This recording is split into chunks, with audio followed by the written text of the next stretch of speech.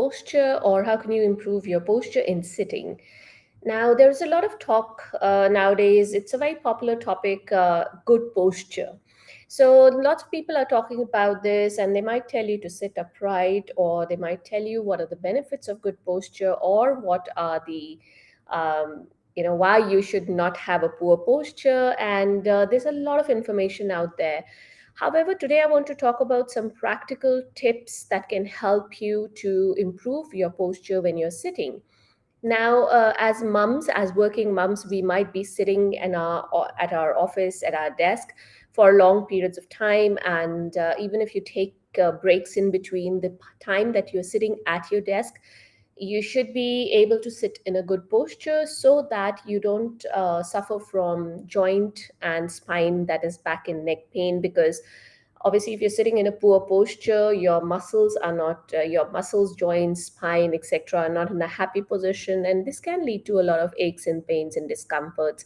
And it can accelerate your degenerative process, the usual wear and tear in your spine, etc. However, let's get back to what we're talking about today. That is some tips on how you can improve your sitting posture. Now, before I jump into these practical, easy tips that you can start implementing today, for those of you who don't know me, my name is Swati. I'm an executive mom power coach. I help moms of younger kids who work in high stress executive jobs manage the aches and pains in their joints and their spine, that is your back and neck. Now, as moms, we don't have a big chunk of time because, hey, we're busy people, right? So we don't have a big chunk of time to take out to manage these pains and discomforts. And that's where I come in with simple exercises, easy lifestyle tips, some hacks, tips and tricks for you to implement into your everyday life. That doesn't take away a big chunk of your time with your kids or from your job. And yeah, that's what I help you with. So let's start with 5 tips on how to improve your sitting posture. So the very first thing is, when you're sitting, try and have a chair. Uh, have a chair that supports your full back. If it doesn't support you right up to your shoulder, the top of your shoulders here, at least till about your shoulder blades. So while we were in the work from home situation during the pandemic, many of us were sitting on dining chairs or stools or couches. Not a very ideal situation. So try and be, now that if you're back in the office or even if you're at home, try and have a chair that's got a higher back that supports you at least till the mid to top part of your shoulder blades. So what this does is it gives support to your spine. So if you don't do it, what happens is after a while you might get tired, especially if you already suffer from neck and back pain, and you might slouch down in your chair like this, right? So when you have that support to your spine, the chair is supporting your spine, there's a tendency to not go into a slouch. Another thing you can do is your feet. Usually, people will talk about their neck, how to maintain it into a good posture, or your back, but people forget about their feet. So make sure that your feet are touching the floor when you're sitting in your chair. If your chair is too high and you're not able to adjust it, put a footstool under your feet. So this will make sure that your feet are firmly planted. Now, the third point is, if you're one of those who tend to look into the screen like this and they have a forward head posture, try and maintain your gaze. So if you're looking at, let me just grab this. So if you're looking at a straight line from your eyes, if this is the straight line from my eyes, try and look about 5 to 10 degrees below this horizontal line. So this is my straight line or straight gaze from my eyes, and this is about 5 to 10 degrees. So you see my neck, the chin here, basically my neck is bent, so the chin is not here, it's actually down by about 5 to 10 degrees. What this does is it puts your cervical spine into a neutral posture, so thereby reducing the chances of you poking your head out and thus getting neck pain. And this forward head posture can also translate into rounded shoulders and then mid back pain and so on.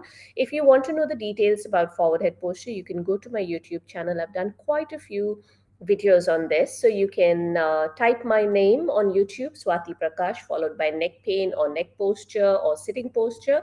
You'll come up with these videos and you can have a look at those. Now, just looking at my notes here. So yeah, the other thing is, uh, with your mid back. Most of us think slouching or slumping is on the lower back, but a majority of the people who sit for long periods of time will slouch like this. So they have rounded shoulders and they will be slumped forwards from their mid back. So you can take a tennis ball or a stress ball, or you can roll up a towel and place it. If it's a towel, place it longitudinally between your shoulder blades. So there's no specific area, like about upper to mid part of your shoulder blade, and put that ball in between your chair and your mid back. When you do that, you are sitting like this. Firstly, you will be sitting back, you will not be forwards. And the moment you come forwards, that ball is going to drop down, giving your brain the feedback that, oh, I'm slouching and I need to go back into my chair. So that is a very easy tip that you can start with today. So that's for your mid back. Another thing, which if you followed me for more than 2 minutes, you probably know I've said this a few hundred times before this. Please get up and move. If you're, especially if you're one of those who sit for very long hours at your desk, please get up and move. If you're not able to do that, at least shuffle around in your chair, shift your weight from one side of your bottom to the other, cross uncross your legs.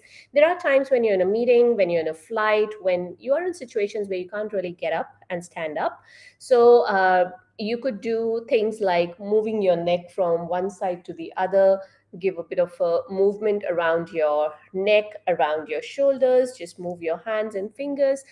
And you can do some easy desk based exercises without actually having to get up every hour. If you put in like 1 or 2 minutes into your exercise, that's also good enough, because sometimes you're busy at work and it's difficult for you to walk around every hour.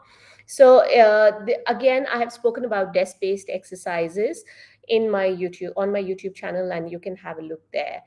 Now, if you are looking for some more easy tips and some exercises and other things that can help you to achieve and maintain a good posture, you can have a look at the free training that I've done in my community. It's a free community. I will leave a link in the description of this video.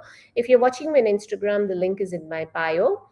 And yeah, once you join my community, you can have free access to the training on posture. And I have done other trainings as well on neck pain, back pain, ankle injuries, etc. There are quite a few in there, so you can have a look at all of them. And it's a lifelong access. It's free, so you can join and then see if it's something that you like. Alrighty, if you have any questions or comments for me, please drop them below the video and I will address them for you.